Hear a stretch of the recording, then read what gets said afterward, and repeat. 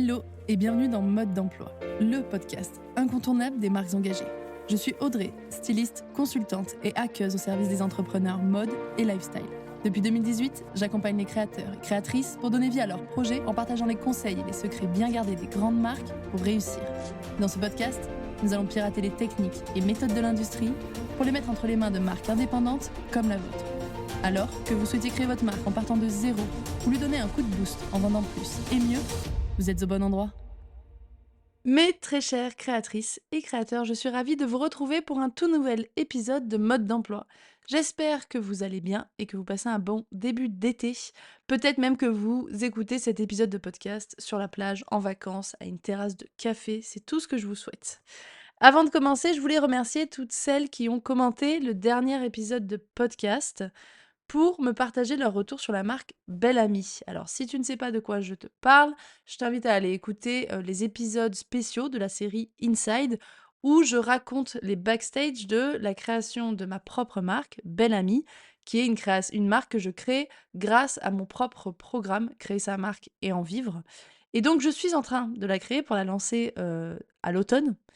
Et je raconte dans ces épisodes Inside tous les backstage, toute ma réflexion, etc. Et donc dans le dernier épisode, Inside, j'ai posé des questions, j'ai demandé des retours et je remercie toutes celles qui ont pris le temps de commenter l'épisode pour me faire leur retour. Revenons donc au sujet du jour maintenant. Justement parce que je suis en ce moment en train de créer une marque, et même pas qu'une d'ailleurs, mais surtout Belle Amie, je voulais vous partager mes astuces pour faire tout ça, donc créer une marque, la lancer, etc., en étant vraiment efficace. C'est-à-dire comment prioriser, comment avancer sans s'éparpiller, comment rester focus sur ce qu'on a à faire, et puis le faire de manière très efficace. Donc je vous donne les 5 conseils que je tire de ma propre expérience, donc peut-être que ça va pas correspondre à tout le monde, peut-être que, vous en avez des mieux, vous avez des meilleures astuces, n'hésitez pas à me les donner dans ce cas-là. Mais voilà, je voulais vous donner ces 5 conseils qui, pour moi, sont vraiment essentiels et c'est vraiment des leçons que je tire après avoir mené plusieurs projets de fond depuis plusieurs années. Donc je pense que ça peut vous être utile et moi, c'est des conseils que j'ai pu entendre par le passé, que j'ai ajustés et qui m'aident vraiment tous les jours à avancer de manière très efficace. On est donc parti pour le premier conseil qui va être l'action prime parfois sur la réflexion. Alors, il y a plein de moments où je vous conseille d'être dans la réflexion, de réfléchir à une stratégie de marque, vraiment bien penser votre cible, bien penser votre stratégie de prix, de collection, etc. Par contre, souvent, on va s'enfermer dans une réflexion. Ça peut arriver qu'on s'enferme dans une réflexion. En tout cas, moi, ça peut m'arriver. Et c'est pour ça que j'essaie de garder en tête que l'action prime sur la réflexion dans ces cas-là. C'est-à-dire que je vais éviter de trop réfléchir, de trop pousser la réflexion. J'ai réfléchi une première fois, j'ai validé ça. Je vais pas y revenir pour repenser, pour réfléchir, pour tout retravailler. Je vais me dire non, en fait là, je vais passer à l'action, je vais le faire. Et même si c'est pas parfait, c'est pas exactement, ce que j'aurais fait aujourd'hui, c'est pas exactement comme ça que j'aurais vu la chose si ça devait être, super réfléchi, c'est pas grave, au moins c'est fait. Donc ne pas hésiter à passer à l'action et surtout se forcer à passer à l'action parce que des fois c'est facile de s'enfermer dans la réflexion parce que, c'est plus confortable de réfléchir, réfléchir, réfléchir et se dire: «En fait ça je peux pas le faire parce que j'ai pas encore vraiment défini telle ou telle chose et des fois, on se trouve, une excuse là-dedans, dans la réflexion, dans la stratégie, qui nous empêche de passer à l'action et du coup, on repousse, on procrastine, on retarde et on n'est pas efficace. Donc pour être efficace, il faut se forcer. Il faut vraiment mentalement faire un effort de se dire: «OK, là, je suis en train de trop pousser ma réflexion, je suis en train de, être peut-être trop pointilleuse, de trop rentrer dans le détail, je vais passer à l'action. Et en plus, souvent, le passage à l'action permet de solutionner ou de clore une réflexion. C'est-à-dire qu'on va réfléchir des heures à se dire, par exemple, bah, je sais pas si je pars plutôt sur un modèle qui serait une robe dans cet esprit, etc. Ou plutôt sur une blouse parce que ça peut être plus simple, machin. Et on va réfléchir des heures, on va essayer de trouver des données pour savoir si c'est mieux de faire une robe ou faire une blouse. On va essayer d'être d'interroger des gens. Enfin, on va être beaucoup dans la partie réflexion, sans passer à l'action, c'est-à-dire sans faire, par exemple, un dessin, un prototype et essayer de développer le produit. Alors qu'en passant à l'action, en se disant: «Bon, en fait, je vais dessiner les 2 et je vais prototyper les 2. Ça va me coûter peut-être un peu plus cher, mais par contre, rapidement, je vais me rendre compte de ce qui est le plus, visuellement, attrayant, de ce qui est le plus, ce qui va plaire le plus, où je vais faire, voter ma communauté une fois que j'aurai, fait les 2 protos et puis voilà et puis go!» Je passe à l'action et j'essaye de pas réfléchir des heures, et ça va être beaucoup plus simple et ça va solutionner ma réflexion, en fait. Donc c'est important de le faire. Par exemple, pour Belle Amie, il y a quelques jours, j'ai fait un sondage sur, les couleurs que, je voulais savoir, enfin, qu'est-ce qui allait me plaire le plus en termes de couleurs, de rayures et cetera sur les écharpes bandanas que je vais sortir pour Belle Amie. J'ai réfléchi une longue journée à, quel type de couleur, parce que j'ai des couleurs qui sont imposées forcément, et cetera. J'ai beaucoup, beaucoup réfléchi et j'étais en train de me dire: «Bon, bah, je verrai plus tard, je vais répondre plus tard à mon atelier pour leur dire les couleurs que je veux et cetera» et là, je me suis dit: «Non, en fait, là, tu es en train de repousser le truc, tu es en train de trop réfléchir. Tu vas lancer un prototype dans une couleur et puis dès que tu le reçois, tu verras si tu la valides ou non et c'est pas grave» et en fait, j'ai fait ça, j'ai demandé à l'atelier, une rayure, comme ça je me suis dit: «Bon, bah, au moins je verrai si la rayure me plaît ou pas» et je leur ai demandé les échantillons des autres couleurs et puis je verrai en direct et en fait, passer à l'action, ça va solutionner et puis là, j'ai du coup accéléré le prototypage de une journée, là où j'aurais sûrement attendu un voire 2, 3, 4 jours, voire un week-end entier pour, me décider à leur demander telle ou telle couleur, alors qu'en fait, il fallait simplement le faire et pas, et enfin passer à l'action et pas trop réfléchir. Donc j'ai demandé sur Instagram, j'ai même pas attendu les réponses pour demander mes échantillons à l'atelier parce que, finalement demander sur Instagram, c'était encore réfléchir et c'était encore, repousser l'échéance de répondre à l'atelier. Donc voilà pour le premier conseil, l'action prime parfois sur la réflexion. Ensuite, deuxième conseil que moi j'adore et qui m'aide vraiment, vraiment à prioriser, c'est de se focus sur les tâches qui rapportent de l'argent. C'est-à-dire, donc c'est pas toujours le cas parce qu'au début, il y a pas grand-chose entre guillemets qui nous rapporte de l'argent quand on est dans la phase de création de marque. Mais il y a quand même des tâches qui, à terme, vont rapporter plus d'argent que d'autres. Par exemple, créer, son site internet, ça va forcément rapporter de l'argent à un moment donné. Si je repousse, cette tâche-là et que je me concentre sur, hem, par exemple, les packaging, là, je vais pas rapporter de l'argent. Passer un long temps de réflexion sur quel carton je vais choisir, quel papier de soie je vais sélectionner, comment je vais faire mon packaging et cetera, ça rapporte pas de l'argent. Le packaging, ça peut, hem, créer un lien un peu plus fort avec ma communauté quand elle va le voir sur les réseaux sociaux et cetera, mais ça va pas concrètement me rapporter de l'argent. Par contre, réfléchir à, trouver une boutique pour revendre mes produits, ça me rapporte de l'argent et donc quand j'ai beaucoup de choses à faire, parce que vous devez le savoir, quand on crée sa marque de vêtements, on a énormément de choses à faire, on a tout à faire en même temps, c'est-à-dire que tout a l'air prioritaire. Pour prioriser, disons pour prioriser parmi le prioritaire, ce que je vais faire, c'est que je vais me dire: «OK, qu'est-ce qui va me rapporter de l'argent? Est-ce que c'est sélectionner mes packaging ou est-ce que c'est, contacter mon atelier pour lancer une production?» C'est l'atelier pour lancer une prod. Est-ce que, ça va être de, trouver une influenceuse pour partager mes produits? Ou est-ce que, ça va être de choisir mes boutons de robe, qui n'est pas encore fini? Trouver l'influenceuse pour partager mes produits, ça va me rapporter de l'argent. Alors bien évidemment, il faudra que ma robe, elle soit validée et que j'ai les bons boutons. Mais ce que je veux dire, c'est que la priorité, elle va être sur les tâches qui rapportent de l'argent et que du coup, le choix par exemple des boutons de la robe, je vais le faire plus rapidement, je vais moins me prendre la tête parce que je vais me dire que cette tâche-là, cette décision-là, elle va pas me rapporter un maximum d'argent. Donc il faut que je la prenne, cette décision, mais pas que je sois trop dans la réflexion. Donc l'action prime sur la réflexion et en plus, je me focus sur les tâches qui rapportent de l'argent. Si je dois passer beaucoup de temps, c'est vraiment sur les tâches qui vont me rapporter de l'argent et c'est celles qui doivent être finies en premier ou en tout cas, être en haut de ma to-do list et ça, c'est tout au long de la création. Par exemple, pareil, si je passe un temps fou à créer mon logo, ça va pas me rapporter de l'argent. Par contre, si je crée mon logo assez rapidement et que je lance mes réseaux sociaux très vite, alors que j'ai même rien à vendre et cetera, lancer mes réseaux sociaux, ça va me rapporter de l'argent. À terme, c'est ce qui va me rapporter bien plus d'argent que mon logo. Donc voilà comment moi je priorise, comment, j'essaye d'avancer au mieux, par exemple, sur Bel-Ami. C'est-à-dire que là, bon j'avance très peu et c'est enfin j'avance très peu. J'avance très bien, mais j'y consacre vraiment très peu de temps, c'est dans ce sens-là. C'est-à-dire que j'ai déjà créé le logo en moins d'une heure, j'ai fait mon identité visuelle, j'ai, trouvé mon atelier très rapidement, les prototypes, ils sont en train d'être faits. J'ai dû passer peut-être 2 heures à dessiner ma collection et à imaginer ce que j'allais faire, mais c'est tout. En fait, j'ai priorisé pour me dire que, ce qui était important, c'est par exemple que je fasse des épisodes de podcast là-dessus parce que ça va faire connaître ma marque, parce que ça va me rapporter de l'argent à terme.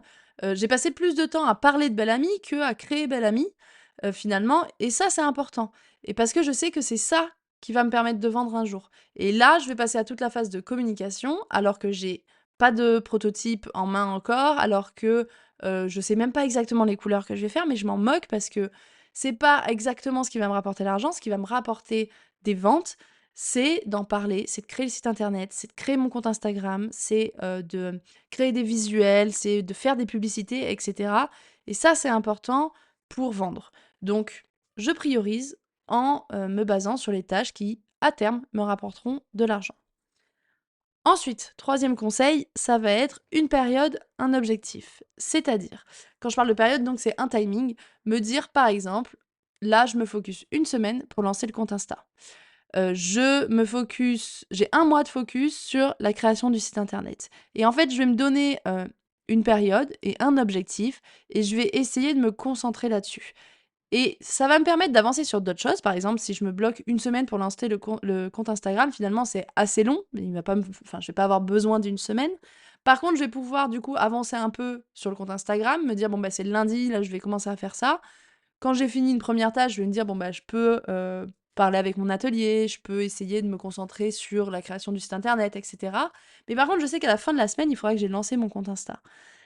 C'est une sorte de deadline qui va vraiment me permettre de me dire: «Bah, si j'arrive le vendredi et que j'ai pas vraiment avancé sur l'Instagram, bon, bah, toutes les autres tâches, je les mets de côté et je me concentre sur la création du compte et sur le lancement de ce compte Insta» et avoir cette semaine focus là-dessus, ça me permet déjà d'être concentrée, de pas démarrer un truc, par exemple, le premier du mois, de faire une tâche, le premier du mois pour lancer mon compte Insta et de revenir le 15 et de me dire: «Mince, mais qu'est-ce que j'avais fait? Comment j'avais pris ma décision déjà? Pourquoi j'ai décidé de faire comme ça?» Parce qu'en se demandant pourquoi j'ai décidé de faire comme ça, on re-rentre dans de la réflexion, on remet en question des choses qu'on avait déjà décidées, mais on sait plus pourquoi on les avait décidées parce qu'on l'a fait il y a 15 jours et qu'on s'en rappelle plus. Et donc, ce temps-là, il est trop long et l'espace entre chaque micro-étape qui me permet d'atteindre mon objectif est trop longue, est trop long et du coup, je sais plus pourquoi j'ai pris ces décisions, je re-rentre dans la réflexion, je suis plus dans l'action. Donc, me mettre un focus de me dire une semaine pour lancer le compte Insta. Tous les jours de la semaine, je vais en faire un petit peu. À la fin de la semaine, je peux lancer mon compte Instagram et je peux rayer ça de ma to-do list. Bien évidemment, quand on parle par exemple de la création du site internet, ça peut être un peu plus long.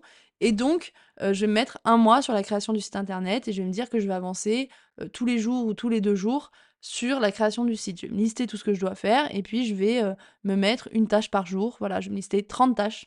Et tous les jours, je vais en faire une pour arriver à la fin à lancer mon, site internet.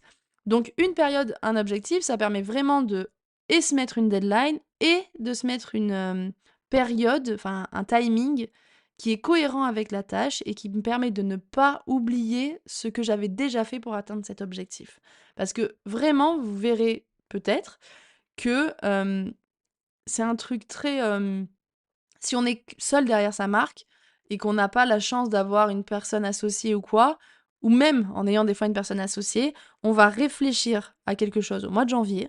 Au mois de mars, on ne sait plus pourquoi on avait pris cette décision. Quand on est seul, on sait même plus pourquoi parce qu'on ne l'a même pas verbalisé, on l'a dit à personne en gros. Quand on est à plusieurs, on peut avoir la chance que la personne en face nous dise «Mais si, rappelle-toi, on avait fait ça pour ça». Ou alors la personne en face, c'est comme nous, elle sait plus et du coup, on re-rentre dans la réflexion, on n'est plus dans l'action et ça retarde tous les objectifs et toutes les prises de décision. Donc une période, un objectif, c'est le troisième conseil pour avancer de manière efficace. Quatrième conseil, ça va être d'automatiser un maximum de choses, et ça vaut pour, par exemple, les réseaux sociaux, c'est-à-dire me dire: «Bah, je vais, programmer tous les posts Instagram pour éviter de tous les jours me dire: «Ah mince, j'ai toujours pas posté aujourd'hui» et de repousser et cetera. Ça va être de, mettre en place, par exemple, une récolte d'adresses mail dès le début. Ça, c'est de l'automatisation, c'est-à-dire qu'automatiquement, je vais générer, et récolter des adresses mail en partageant, par exemple, sur les réseaux sociaux, et en essayant de faire de la communication. Du coup, je vais récolter des adresses mail. Je peux aller plus loin en me disant: «Bah, je vais faire partir un email automatique qui va souhaiter la bienvenue à cette personne et lui proposer de me suivre aussi sur, TikTok, par exemple, où je partage, la création de la marque ou de venir écouter mon épisode de podcast qui parle de ça». Et du coup, là, je vais automatiser et donc je vais générer de la communication de manière automatique. Ça marche pour autre chose que la communication, ça peut marcher pour du marketing, ça peut marcher pour de la création. Si, je dois régulièrement faire des emails de prise de contact avec un atelier, par exemple, ou avec des fournisseurs, bah, je vais utiliser des templates au pif. Je dis ça, c'est parce que dans le programme Créer sa marque et en vivre, je propose des templates d'emails en français et en anglais pour contacter des ateliers et des fournisseurs. Je propose des templates d'emails aussi à chaque étape, au moment où je dois commander des échantillons de tissus, au moment où je dois commander des métrages de tissus pour faire mes prototypes, au moment où je dois commander des prototypes, un mail pour commander ma production, etc. Donc j'ai mes templates d'email et j'automatise. C'est-à-dire que vraiment, je me crée un brouillon d'email ou un modèle d'email où je vais pouvoir juste entrer le nom du fournisseur, compléter vite le mail et envoyer. Et je fais ça plusieurs fois dans la journée pour contacter un maximum de fournisseurs, même si avec la méthode créer sa marque et les templates d'email, j'ai une réponse quasi automatique, tout le temps positive à mes prises de contact. Mais ça va vraiment me permettre d'automatiser et, et d'être bien plus efficace. Donc voilà, automatiser au maximum. Il y a plein d'outils pour automatiser. Il y a ManyChat pour les réseaux sociaux. Il y a les scripts Notion qui peuvent aider à automatiser aussi. Il y a vraiment les modèles de mail. Il y a Google permet vraiment, tout l'écosystème Google permet aussi d'automatiser. Donc j'essaye de faire un maximum d'automatisation pour gagner du temps dès le début. Ça, c'est mon quatrième conseil, automatiser au maximum. Et enfin, le cinquième et dernier conseil, ça va être, un conseil qui est assez perso dans le sens où c'est un truc que moi, j'ai en défaut et que du coup je me force à solutionner. Et donc ce défaut-là est devenu une vraie force et un vrai conseil que je donne parce que j'arrive maintenant à le solutionner, c'est d'aller au bout d'une tâche. Dans le sens où, moi, ce qui m'arrive, c'est que souvent je vais avancer sur quelque chose, j'avance plutôt bien et j'ai envie de repousser où je me dis: «Bon, quand même, j'ai bien avancé là, je peux passer à autre chose», alors que j'ai pas réellement fini la tâche. J'ai un espèce de truc dans ma tête et peut-être que vous êtes pareil ou au contraire, peut-être que vous avez tellement envie de cocher la tâche qui est faite que vous arrivez à aller au bout. Mais moi, c'est dans ma personnalité, je pense, je j'avance très bien cette tâche et en fait, avoir très bien avancé me suffit à passer à autre chose, alors qu'elle est pas finie. C'est-à-dire que, par exemple, je vais me dire: «Tiens, faut que je fasse un retour à mon atelier sur le prototype». Je vais préparer tout le brouillon et cetera.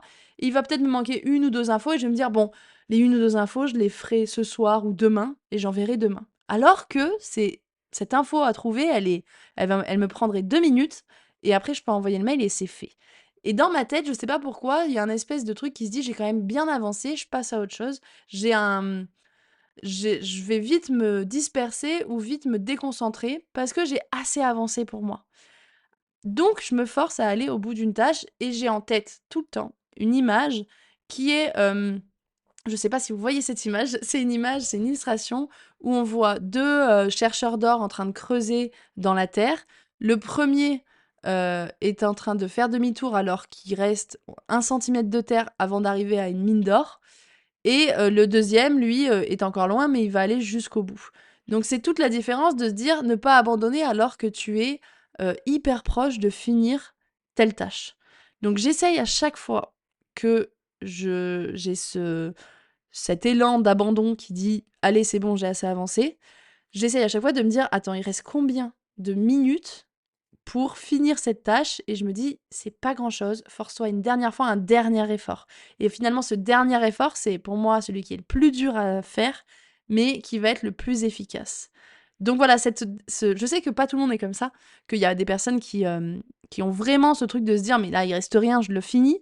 Moi, je sais pas pourquoi. Et dites-moi en commentaire de cet épisode, par exemple, vous venez me dire sur Instagram si ça vous parle et si vous êtes comme moi sur ce sujet-là.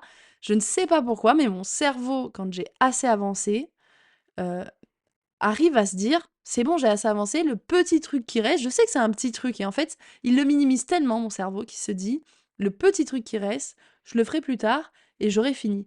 Et là, j'ai envie de faire autre chose, et donc je vais passer à autre chose. J'ai vraiment une capacité à abandonner et à mettre mon attention sur autre chose, alors que il me reste quelques minutes, je suis hyper proche de finir, et il me suffit d'un dernier ultime effort pour y arriver et pour finir ma tâche. Donc maintenant, je me force à aller au bout d'une tâche, je me fais violence pour aller au bout, et ça fonctionne bien. Donc c'est pour ça que je voulais vous donner ce 5e et dernier conseil, parce que pour moi, il fonctionne désormais, et j'arrive à passer au-dessus, même pas tout le temps, hein, mais j'arrive à passer au-dessus de ce défaut qui est de rapidement abandonner alors que je touche au but.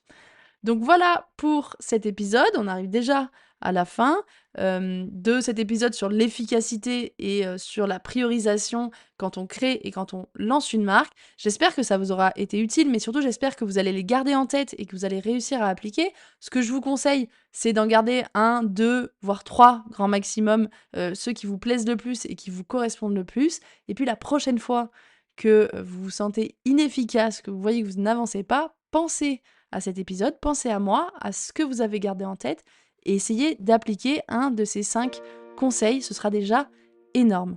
Si cet épisode vous a plu, si vous voulez me partager votre réflexion autour de ces 5 conseils, vous pouvez me laisser un commentaire sur Spotify ou sur Apple Podcasts. Vous pouvez aussi me laisser 5 étoiles. Ça m'aide à faire connaître le podcast, à continuer de le diffuser, et puis ça me fait plaisir. Mes très chères créatrices et créateurs, merci d'avoir été à l'écoute. Continuez de transformer vos rêves en réalité. Prenez soin de vous et à bientôt pour un nouvel épisode.